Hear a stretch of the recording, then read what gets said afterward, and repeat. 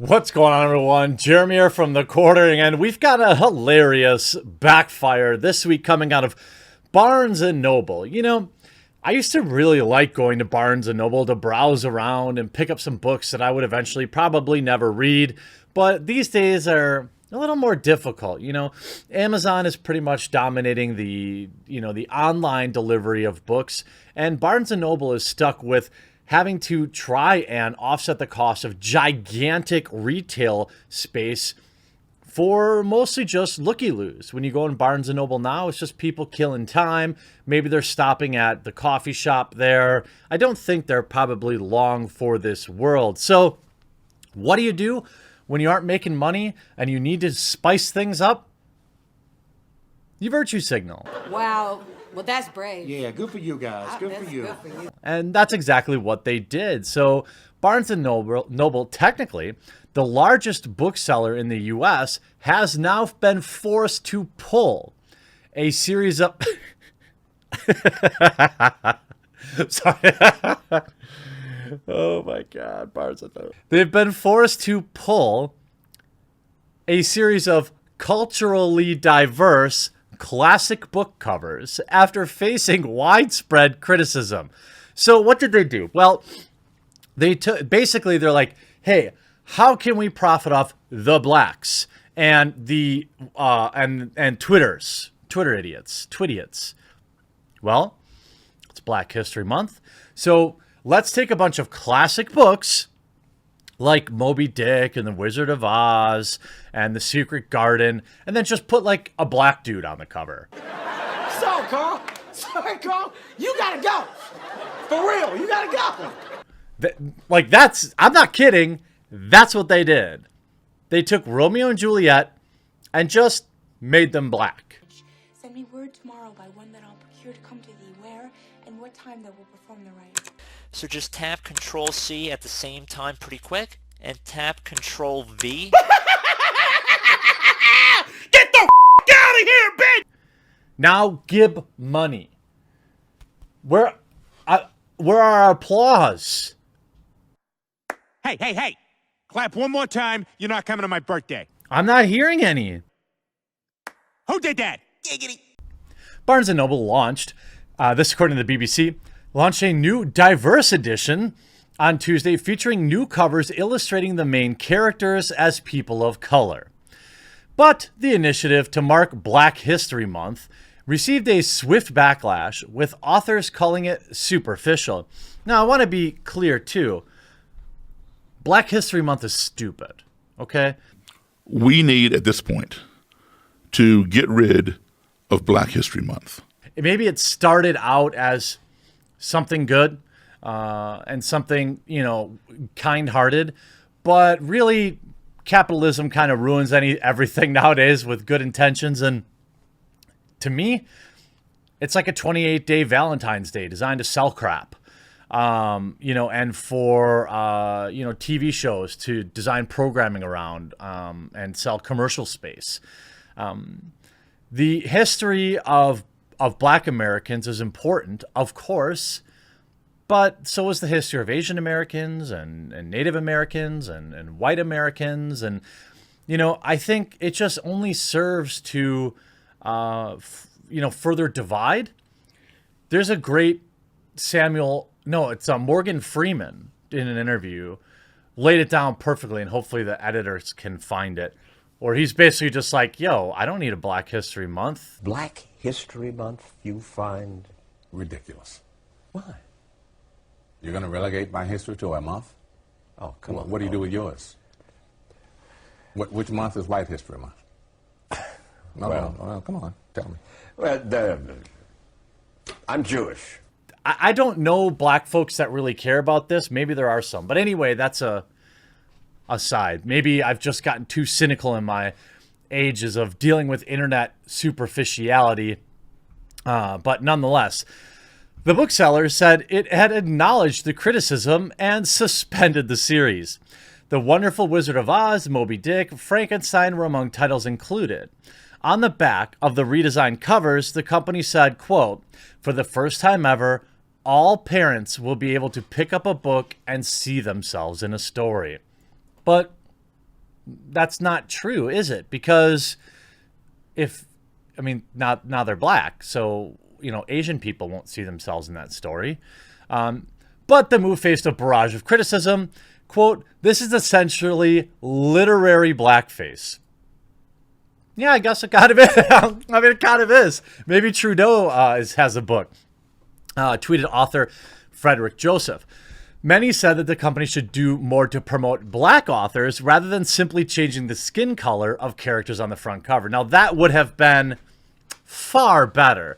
Offer, maybe a daily series on black authors, or daily deal on famous black authors or something like that. And you can see this tweet. Britt Bennett says, "Us, hey, it'd be great if you published writers of color. Publishing industry. Black Frankenstein." Barnes & Noble, which had the largest number of bookstores, has the largest number of bookstores in the U.S., backed down Wednesday, saying, quote, "We acknowledge the voices who have expressed concerns over the diverse editions," but they're not diverse, by the way. They're just black. Here's the thing.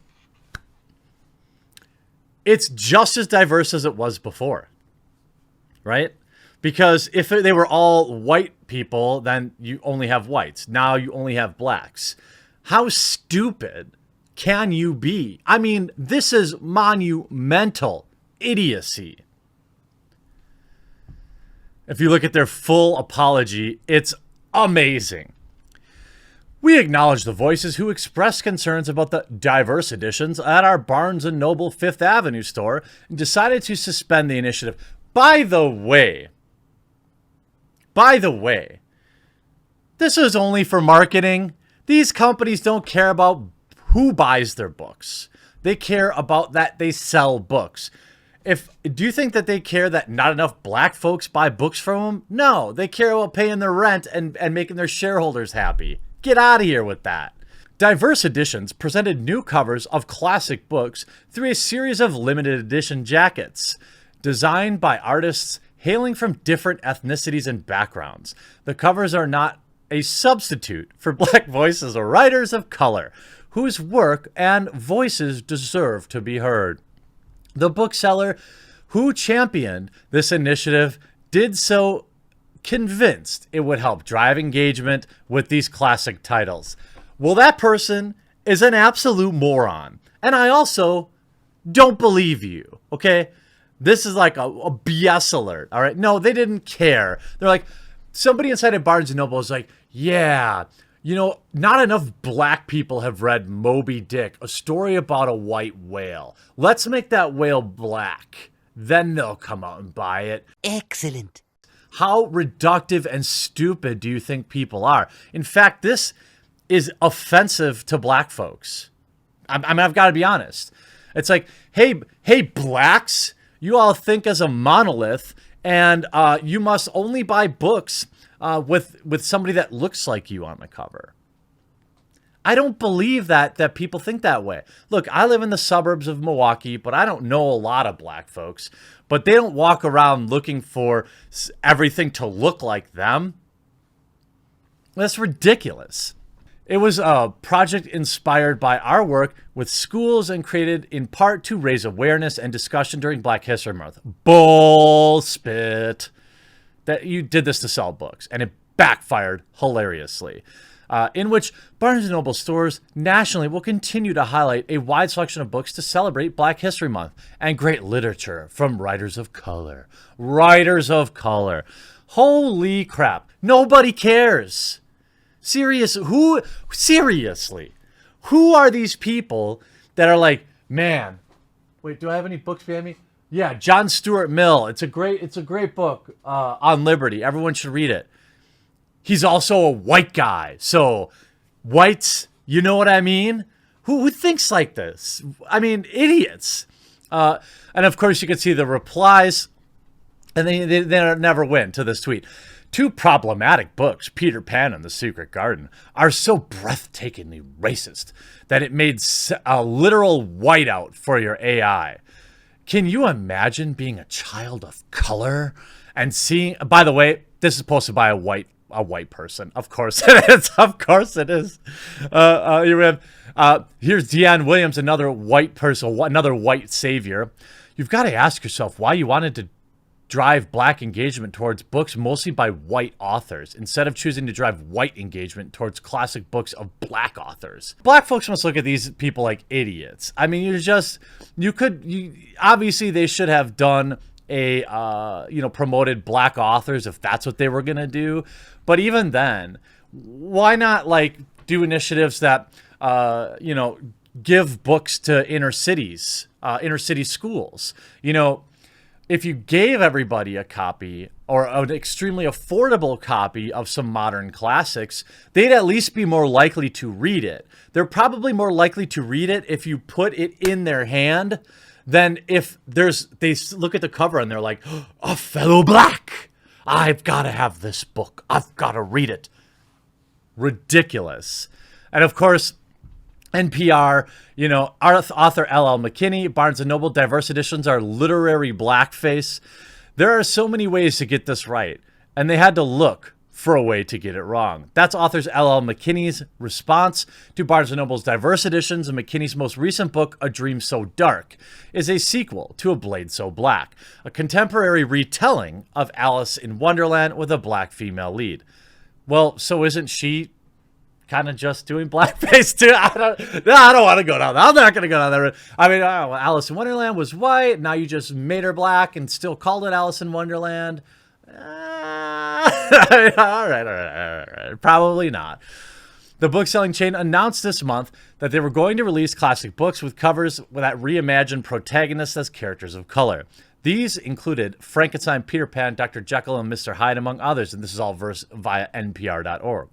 Black authors took to Twitter to express their criticism of the project, many of them, including McKinney, calling it literary blackface. Morons, all of them. I love it. These people always eat themselves. Good luck selling more books, Barnes & Noble. Get woke, go broke. Hope you enjoyed this video. We'll talk to you again real soon.